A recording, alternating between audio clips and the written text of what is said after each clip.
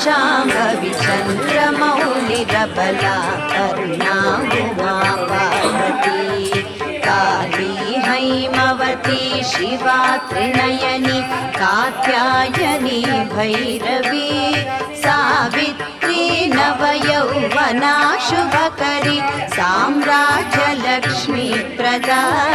चित्रूपी परदेवता भगवती श्रीराजराजेश्वरी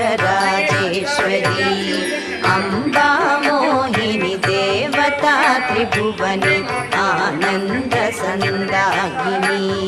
वाणी पल्लव पाणि वेणुमुरळी गानप्रिया लोलिनी